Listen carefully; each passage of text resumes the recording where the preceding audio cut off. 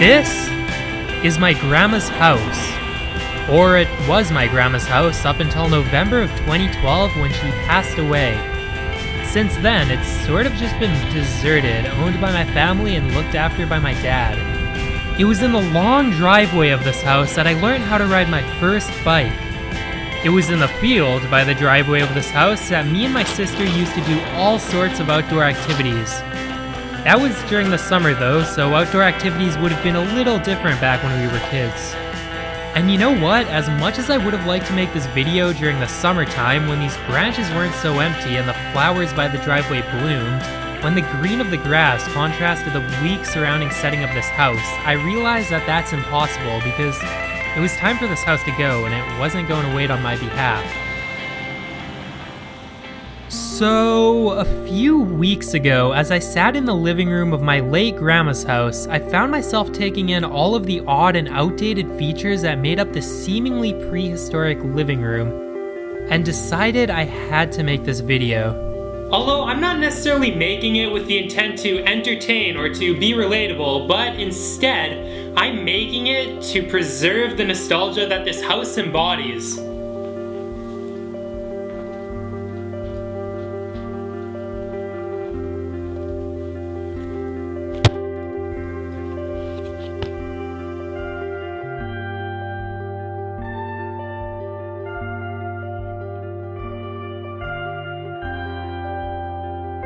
You see, I lost all my grandparents at a fairly early age, and aside from pictures, there's not really too many physical things to remember them by.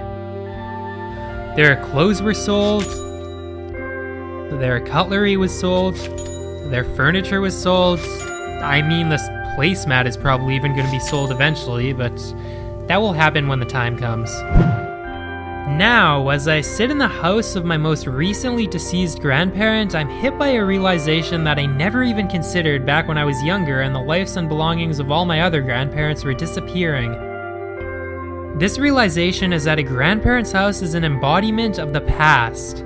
While everything else seems to constantly be changing, a grandparent's house generally seems to stay the same. These walls painted in an unappealing and outdated hue of turquoise. This wall covered in a bizarre and very symmetrical wallpaper. This floral couch, or as my grandma would have called it, Chesterfield, which I don't think has been updated any time within the past 21 years of my life. Everything has remained the same in this house for as long as I can remember, and because of this, the feeling of being in this house now is no different than the feeling of being in this house 10 years ago. And if I had to put this feeling into one word, it would be timelessness. From my experience, entering the house of a grandparent is one of the closest ways of actually stepping into memories of your own personal past. I remember this pillow, that weird rooster one that would vibrate when you press it. I remember this hallway where me or my dad would take naps if we were either tired or sick, regardless of the fact that there were couches and a bed to sleep on in the house. I remember the kitchen where 90% of all activities were conducted, whether it be eating, board games, or even just hanging around. There was a basement, which was always off limits, not so much because our grandma told us not to go down there, but instead because it was just plain scary. Standing at the bottom of the stairs, you never knew how fast you needed to run to make sure the monster wouldn't get you.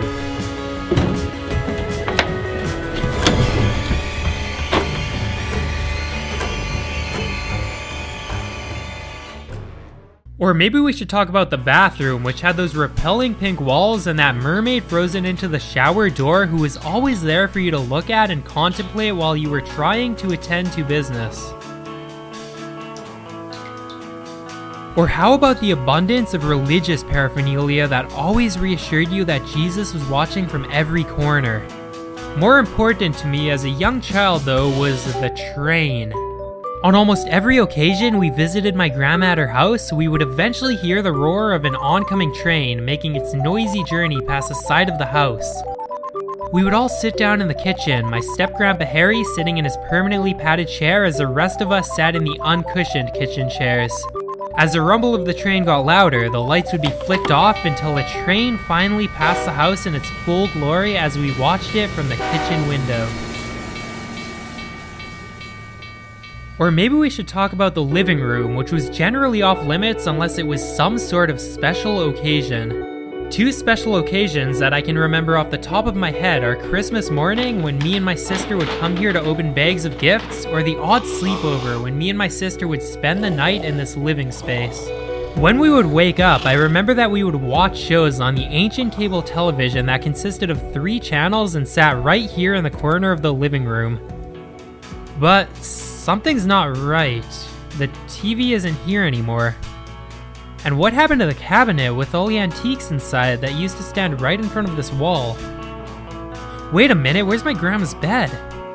All I see is an overwhelming stockpile of stuff, belongings that need to be organized and taken away before any new owners move in here. This is not what my grandma's house is supposed to look like. This is not what I remember from 10 years ago. This is different. So, as I sit in the house of my most recently deceased grandparents, I'm hit by yet another realization, an even stronger one than before. Nothing can ever remain unchanging. A lot of people seem to take things for granted in the moment and only really come to appreciate those things in the future when they're gone forever.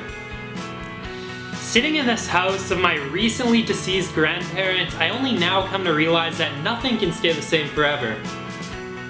Even something as seemingly timeless as my grandparents' house cannot stay the same forever. And you know what?